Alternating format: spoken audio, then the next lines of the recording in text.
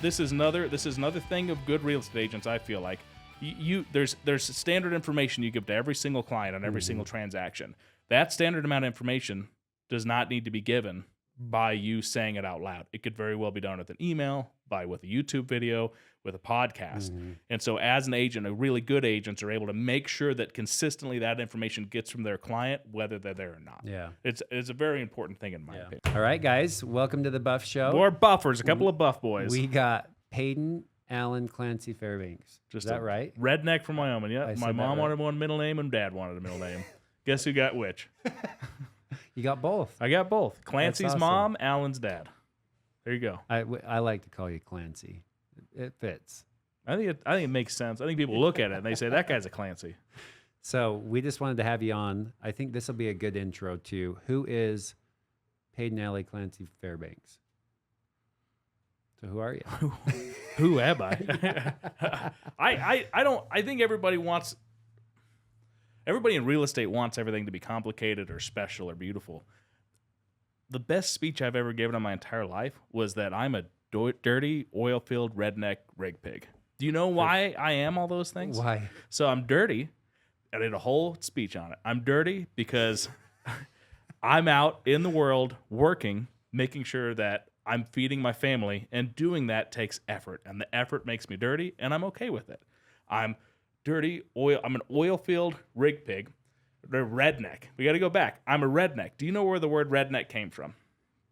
From working out in the sun and your neck That's got wrong. red. No, it's good. It's a good one.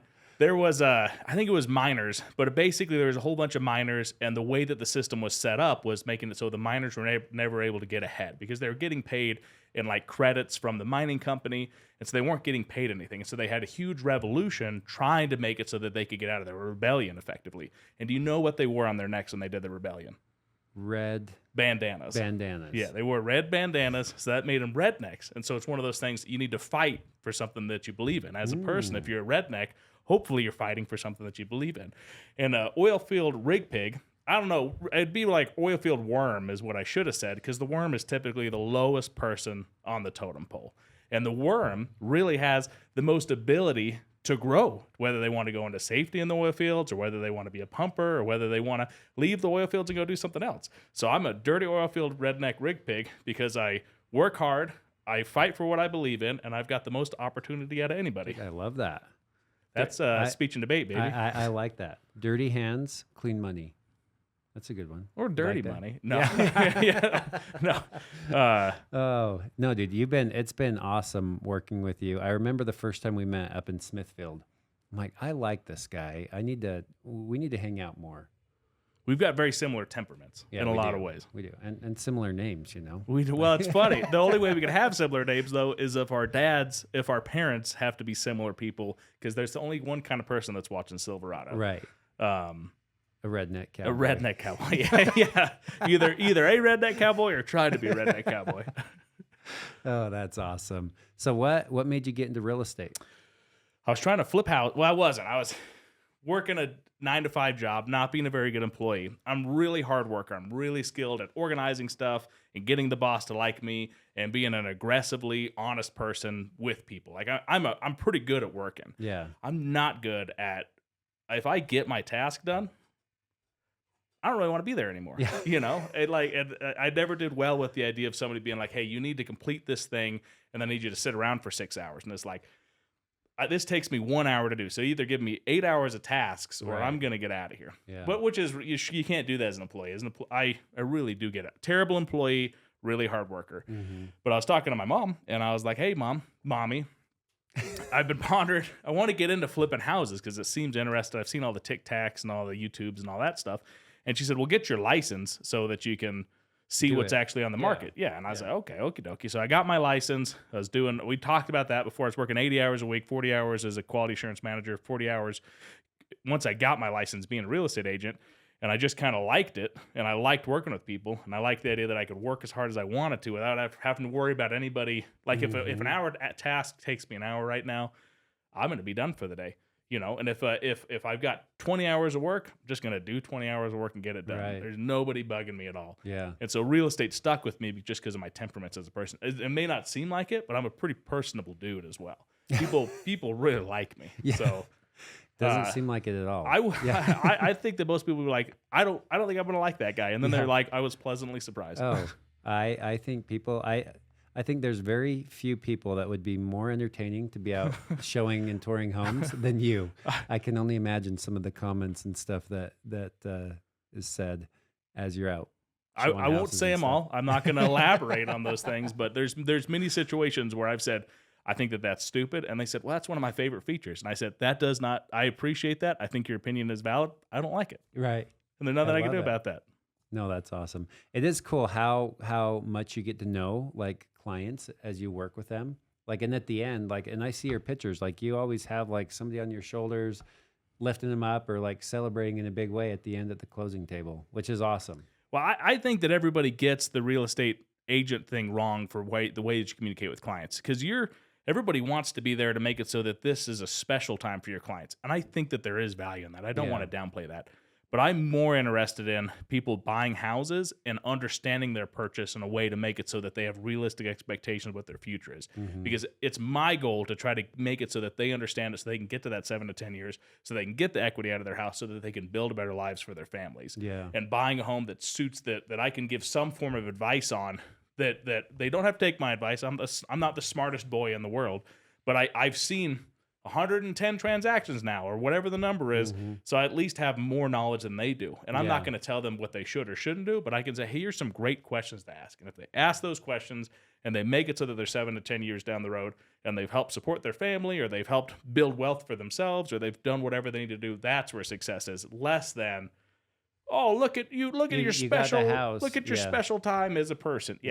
I've pondered this a little bit too. The idea of taking a picture in front of your house, it makes sense for real estate agents and it makes sense for people, but it's the same thing as like taking a picture in front of your car, kind of, that you just bought. There's a silliness to it that I feel like people have pushed because it's great advertising for us real estate agents, when really it almost shouldn't be us real estate agents taking pictures for the house. It should just be those two taking a picture in front of the house, taking that picture and hanging it on their wall. Right. And then in 5 or 10 years, when they buy another one, they're going to put their picture away. They're going to forget about it for 30 years, pull it out, and have a really good memory. Be like, that was our first house. This was a second house, and there's 3 kids in tow on this one. That's the special memory for them is the remembering that moment, less than other people seeing with the things that they've done.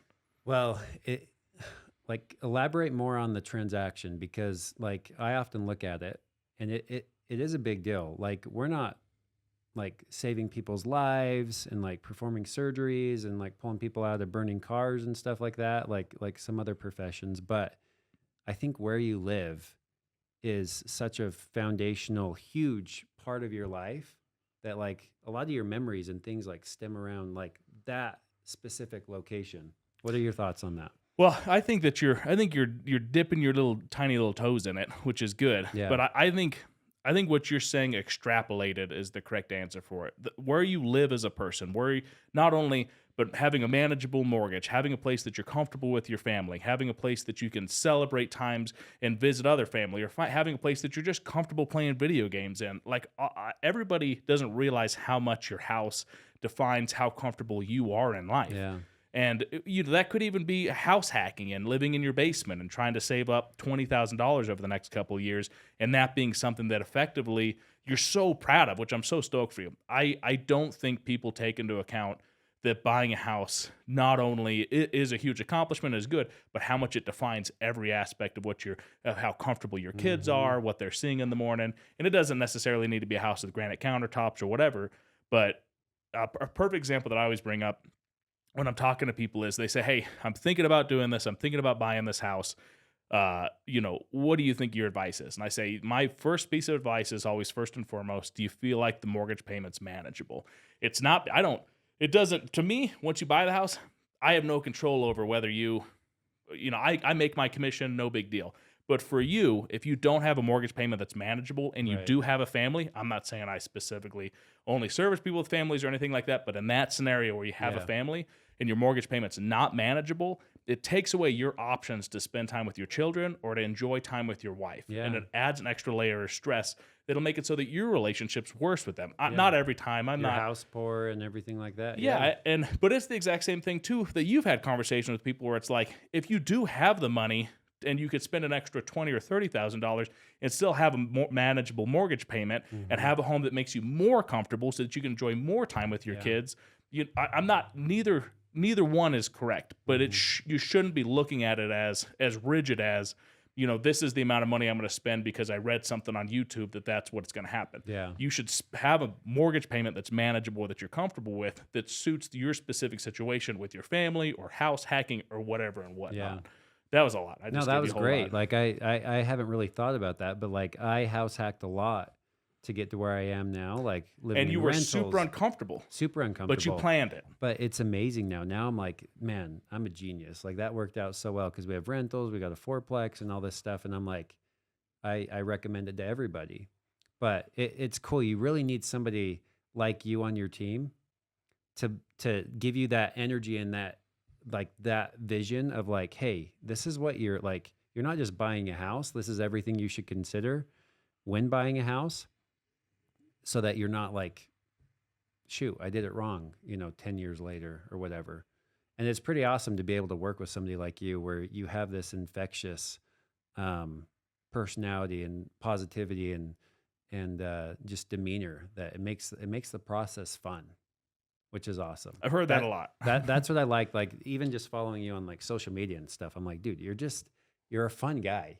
And life, I think in life, like there's so much negativity and just stuff that just pulls you down. You just need to have some fun. Yeah, well, but that bleeds right into the housing process. You've got all of this information on housing nowadays. You've got all these people, these TikTokers, and everybody saying what you should or shouldn't do. And they've once again, you should buy a reasonable house. And you should do. That I have all these processes, but the whole purpose of life is to enjoy it. And so people are like, should I or shouldn't I buy a house? And sometimes I'm like, it doesn't matter. Like, right. What do you want to do? What does sound more enjoyable in life to do?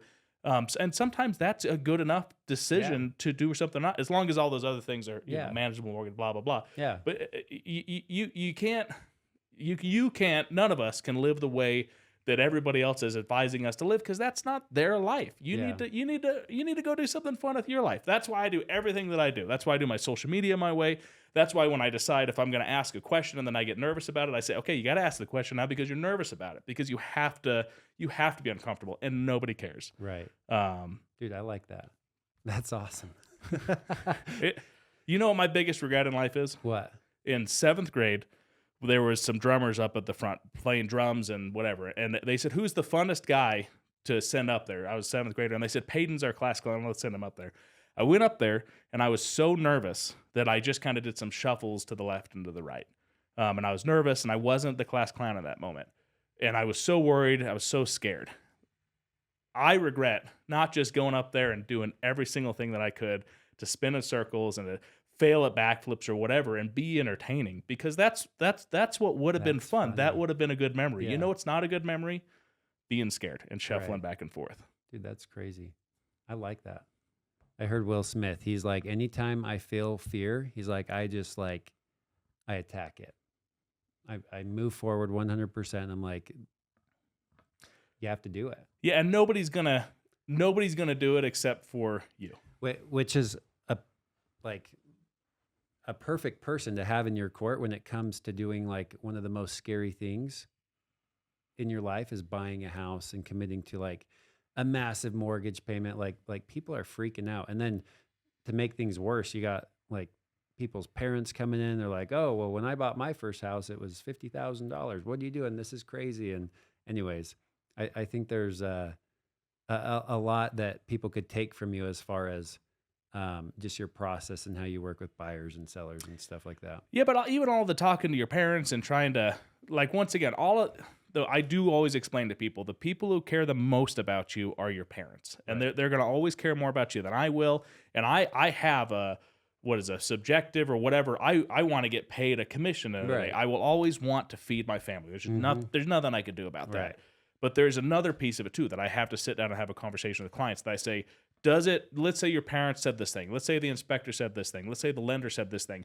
Does that make sense to you? And they say, well, it doesn't make sense. Why didn't it make sense to you? Well, because this and this and this. Then we get those answers, and then they make the decision from those answers. The parents and the lenders and everything everybody's doing makes sense. But if you don't understand it, if you as a buyer don't understand it, there's a problem. Yeah. And you need to have somebody in your corner that's going to make sure you understand it. I think that's a big one too. Yeah, that is huge. So what, say you have a buyer watching this and they're like, why should I hire Paden? There's a bunch of other agents out there that I know. What sets you apart from other agents and makes you different? I think that's a dumb question. I think that's a dumb question. What's a better question? No, let me answer it. Let me answer it because I think that here's the problem. I've interviewed 6 times, whatever, for businesses. Yeah. And every single time they say, how do we know you're the best person for the job? And my response is always the same. You don't know. I'm not the best person for the job. If you wanted me to say out of every single person in the world that I'm the best at this skill, I can't promise that. I will only tell you what the truth is. Right. I can promise you I'm going to work really hard. I'm going to promise you I'm going to be really honest about it. I can promise you'll never regret hiring me. You mean you're not the best agent in Utah? I'm not the best agent in Utah. Well, I don't even know how you measure that, but there's a lot of guys that say they are. Well, yeah, but let them. How would you even measure that? And you don't. And there's your other problem too, is that if you got an agent that needs to prove to you how good they are at their job with words, then that's useless. The best way that an agent can prove things to people is by the actions that they take, or the way that they communicate, the way that they work with you. I think when you're interviewing a real estate agent, I always tell people you got 3 big questions you're asking them. Have they at least sold 10 houses in the last year? If you want to use somebody, it's their first year, and they've only got whatever, like I get it, it's no big deal. But if you're not selling 10 houses a year as a real estate agent, you don't know the market. Yeah. There's nothing I can do about that. Yeah. 2, always hire a full-time real estate agent. Yeah. Why would you hire somebody who costs the exact same who doesn't do it full-time? Right. It doesn't make sense. Doesn't make sense. Yeah. Number 3, hire somebody who's skilled at their job, hopefully the 10 years, and is good at communicating with you. Everything that they talk to you about, you should understand. Because if you don't have an agent that's good enough to explain the simplest, not the simplest, because buying a house is complicated, but to a real estate agent, it's simple. And they should be able to explain it to you in a simple way because they've done it so much. So if you don't understand it, your agent's not good enough at explaining stuff, which shows that he doesn't have the experience needed. I like those. Well, so that guy, the guy who's saying, and here's the problem. Here's the problem with all these new agents. You know what a new agent has to do? What? They have to convince you that they're really good at their job. You know what an old agent who's not very good at their job has to do? They got to convince you that they're really good at their job. You know who the best real estate agents are? The people who are so busy or so content with the amount of busy that they have that whether you work with them or you don't work with them, it really doesn't affect their life anymore. I would love the buyers. I would love it. I'd love to be interviewed by you. That'd be super phenomenal. If you choose not to use me as an agent, me and my wife live a very simple and comfortable life, and our entire philosophy boils down to the exact same thing. We like to provide above exceptional service in an aggressively honest way. Wait, there's one more part. There's one more part with people that we enjoy working with. I like that. And so if you want to use me, great. If we start working together and one of us doesn't like each other, that's fine. It doesn't. You don't need me as an agent. I don't. And if I don't provide the service that you need from an agent, whether that's realistic or unrealistic or any of that stuff, it doesn't matter. It's okay. Yeah. Sorry, that was. Dude, I like it. I would add 2 more things to your list. Yeah. So agents that are practicing what they're preaching. Like I really like you own a house, which is awesome. I think it's important. And you flipped a house, which is awesome. Like you're not just telling people like, hey, you should really buy a house, and like you're not engaged in real estate activities yourself, and you have rentals, which is cool. So agents that are practicing what they're preaching, like you got skin in the game right now. You're invested in this market that you're helping other people accomplish to get in or get out of as well. And then you have a good support system around you. You have assistants, people helping you. If you're out of town, you got people that will step in and help out while you're gone. Your wife's an agent. Like you guys have a good team surrounding you, so that if you're out hunting buffalo, like somebody's crazy. Yeah. Somebody's like able to step in and help out while you're gone. Because there's a lot of complaints too. I hear a lot like my agent's out of town or it's the weekend and like I can't get a hold of them or whatnot. And like it's not really a great business to where if you're just dealing on one person and they're a solo agent and they have nobody else that like you can rely on. Well, and this would be something I would say does define a good agent as well. There are moments that are important for your real estate agent to be a part of. And there's moments that it's okay if they're not part of it as long as they can supplement their time with it in the important parts. Yeah. And a perfect example is showing houses. Right. Like you looking at a house and there's a 1 in 20 chance that you're actually going to like it. Just being able to get in the home is where the value is in that moment in time. Yeah. And then if you do like it, you know what? I'm back on Monday. I'm going to go look at it Monday morning, easy peasy. Because that's where the benefit would be. And sure. I do think a lot of newer agents, I'm just harping on newer agents, I'm not meaning to. a lot of newer agents, or a lot of people who don't understand like the value of a real estate agent, want to make you understand their value by being present at every moment, or by acting like they're present at every moment, or and the truth of it is that the most experienced agents are typically the ones that actually understand where their value is and can make it so that they can manage their personal life in a way that they're still enjoying their personal life, so that they're enjoyable to work with, and they understand the process well enough to guide you through it without having to act like they're important or act like they need to be at stuff. I think there's like a whole conversation we could have on that, but there's an important sub-subject or whatever for real estate agents of a good agents also understand what is important, and you can trust them in making sure that they're going to do those actions to make sure that you're safe for timelines or whatever and whatnot. What are your thoughts on processes and systems and stuff like that? Okay, so processes and systems are the baseline for your worst. Do you know that? Do you know that line? I don't think so. So an agent's typically this good or whatever. Sometimes they're perfect, sometimes they're bad.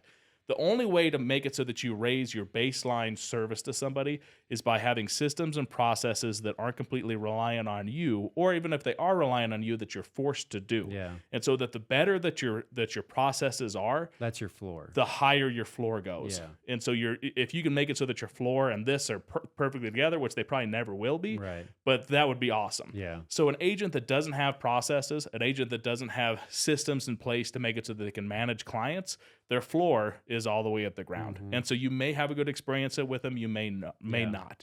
The most successful businesses, the only reason that they're successful, not the only reason, but a huge reason that they can continue to be successful year after year, decade after decade, is because their floor of service is high enough to make it so that they're consistently profitable. And they don't very, very often go below that floor. Yeah.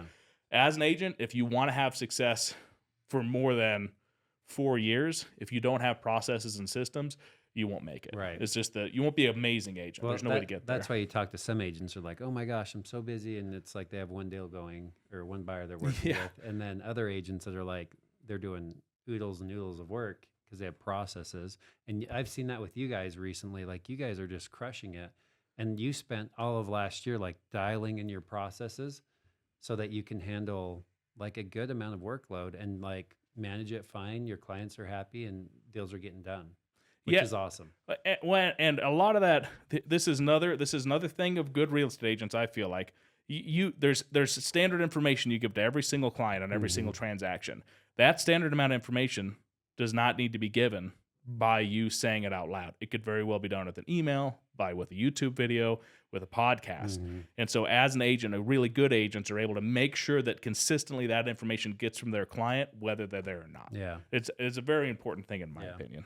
Well, I know we're getting close on time, and I know you got meetings and deals to close and stuff like that. But what's one last piece of advice or real estate wisdom that you want to leave for this? Is I fans? Tell this to every single client every single time, whether they're renting or they're in a house that they want to sell or whatever and whatnot. The world wants you to feel like, oh, I got to do this. Oh my goodness, I'm going to die. Oh my goodness, there's all these tasks. Always bring it back, whether you're submitting an offer on a house or whether you're deciding to sell your house or anything. Big breath in, big breath out. You've got food on the table. You've got a roof over your head. Hopefully your job's paying you. Everything's okay. Yeah. So make decisions from a ground of everything's okay, less than from the grounds of I need to do something, because you don't need to do anything. Don't get emotionally twisted in this whole process. Even the emotion, but all of it. It's okay. You're okay. Big breath in, big breath out. I'm not here to make you do anything. Yeah. So what are you? What do you consider yourself to a client you're working with? Well, I'm a dirty oil field redneck, drink big. And I think that... I mean, you work hard. work hard, dirty hands, crawled into stuff, and you should listen to an inspector over me. I don't want to start digging into that territory at all. My entire goal is to do every single thing in the process to force you to get the answers that you need to understand what it is to buy a house. It's not to collect a check. It's not to collect a check. I don't need your money, okay? Look, I don't need your money. Would I love it? Well, here's two pieces that you have to understand. And everybody always, and I hear it all the time from real estate agents. You know, money. It's bad if you want money. You should want less money. You should want more money. Blah blah blah blah blah blah blah. The way that I run my business works with clients that make sure that I can feed my family every month. That's the most important thing.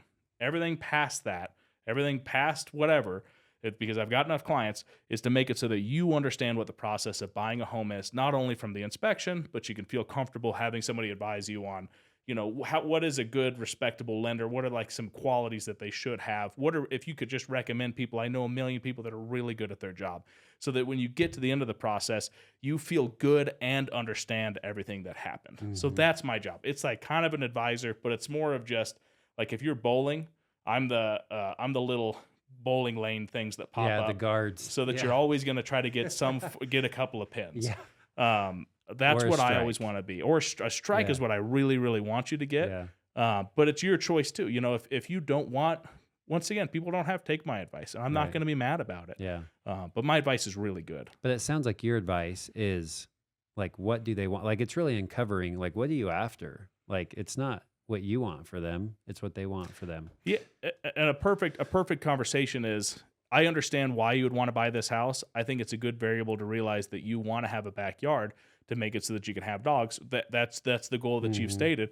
In this scenario, it would be hard to accomplish that goal. If you change your goal, or you're not as worried about that goal, that's fine. It's just my job to say, hey, if this is your goal, this won't accomplish that goal from the things that I'm seeing, from my opinion. Right.